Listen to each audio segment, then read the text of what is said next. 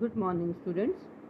Before watching this video, you should go through the statement of this letter that is forwarded to you. As you know, this is placing an order letter, and we have to use the same format that is given in the statement. You know that the person who has to write the letter is the purchase manager. If the designation of the person who is going to write the letter is given, you must write it, you must begin your format with that. सो ये जो format है आपका, जो मैंने पहले complaint letter में आपको format समझाया है, ये उसमें थोड़ी बहुत एडिशंस हैं, थोड़ी बहुत चेंजेस हैं, तो आपने ये देखना है कि ये चेंजेस क्यों हैं और क्या हैं। सो सबसे पहली चेंज तो ये है उस फॉर्मेट और इस फॉर्मेट में कि जो पहले वाला आपको दिया गया था कंप्लेंट लेटर में, उसमें जो सेंडर था उसकी डेजिग्नेशन नहीं थी, but in this statement sender's designation is also given, so you have to begin your format with sender's designation. After this, sender's address and then date written in that same format, and then there is addition in this format of reference number.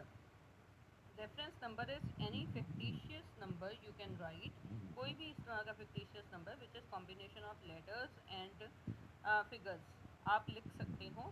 और ये reference number क्या होता है? This is the letter number. Actually जब institutes में letters भेजी जाती हैं तो to keep their record they give number to every letter, ताकि उनको बाद में अगर उसमें उस रिगार्डिंग कोई कॉरस्पॉन्डेंस करनी पड़े तो they should not face any problem.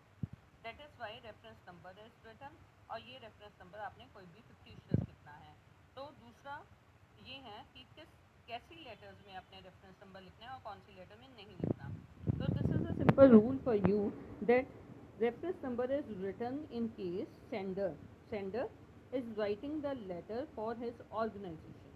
अगर sender letter अपनी ऑर्गेनाइजेशन के लिए लिख रहा है और खुद इंडिविजुअली अपने लिए नहीं लिख रहा है, तो आपने लेटर के फॉर्मेट में रेफरेंस नंबर का यूज़ करना है. Is it clear? Right. Again I am telling you कि अगर सेंडर खुद के लिए, जैसे आपने कंप्लेंट लेटर में देखा था कि सेंडर की वॉशिंग मशीन ख़राब होने पर वो अपने लिए लेटर लिख रहा था, वो किसी इंस्टीट्यूट के लिए नहीं लिख रहा था, तो उसमें हमने रेफरेंस नंबर का यूज़ नहीं किया था. But in this letter you have to use reference number because the sender is writing the letter for his organisation. वो अपनी ऑर्गेनाइजेशन के लिए ऑर्डर प्लेस कर रहा है, इसलिए यहाँ पे रेफरेंस नंबर आएगा विच इज़ लेटर नंबर, जो कि कोई भी फिक्टिशियस नंबर हो सकता है, आप कुछ भी लिख सकते हैं. देन सेम फॉर्मेट कंटिन्यूज की रिसीवर का डेजिग्नेशन, देन रिसीवर का address and then subject placing order for furniture goods. Right. Then you continue with the content. Content में आपने वही पहले फॉर्मेट का भी पार्ट है सर. उसके बाद आपने लिखना है जो भी आपको स्टेटमेंट में कॉज मिला है कि आप किस कॉज के लिए ऑर्डर प्लेस कर रहे हो, वो आपने यहाँ पे मेंशन कर देना है. राइट. और आपको इस वीडियो के अलावा इस लेटर की एक आपको मैं फ़ोटो भी भेज दूँगी, so that you can read it at your own convenience. So सबसे पहले आपने ये कॉज मेंशन करना है कि आप किस कॉज के लिए ये ऑर्डर प्लेस कर रहे हो. ये कॉज आपको आपकी लेटर के स्टेटमेंट में दिया गया है that your company is opening a new branch office, जिसके लिए आपको फर्नीचर गुड्स चाहिए.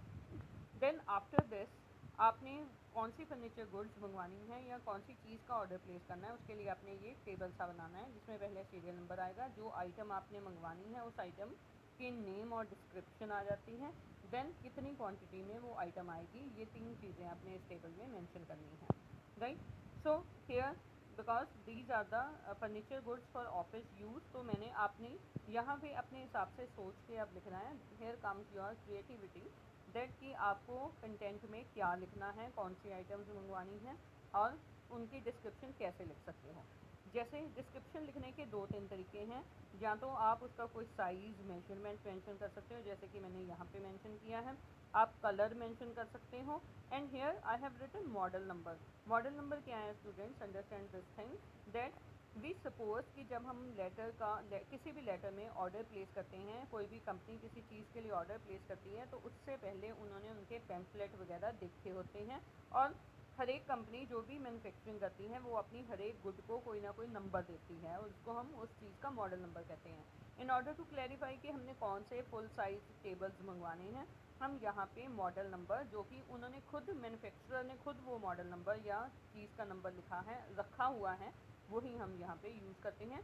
अगेन फॉर योर यूज़, ये एक फिक्टिशियस नंबर है, आप सिर्फ इस तरह से इन चीज़ों को शो कर सकते हैं, right.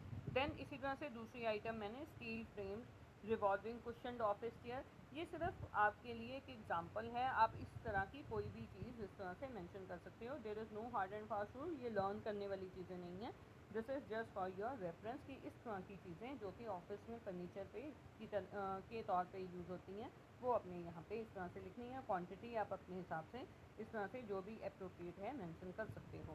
Then third item suppose मैंने जैसे लिखी है गॉडरेज फुल साइज ऑफिस अलमीरा, आप इस तरह से या तो चीज़ का आप मटेरियल मेंशन कर सकते हो, जैसे कि मैंने वुड मटेरियल मेंशन किया है, कुशन्ड मटेरियल मेंशन किया है, इस तरह से कलर्स मेंशन कर सकते हो, मॉडल नंबर मेंशन कर सकते हो, इवन आप उस चीज़ की मैन्युफैक्चरर का नाम भी मेंशन कर सकते हो, जैसे मैंने यहाँ पे लिखा है कि कौन सी ऑफिस अलमीरा जो गॉडरेज मैन्युफैक्चर करती हैं।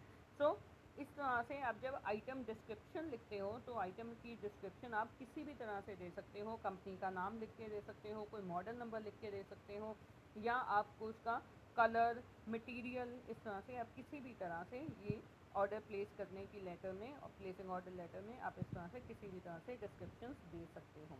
Quantity again I have mention, so here side tables model number लिख के इस तरह से मैंने क्वांटिटी मेंशन की। Now the question is how many things to be mentioned? At least 3, 4 or 5 things should be mentioned in placing the order letter like this.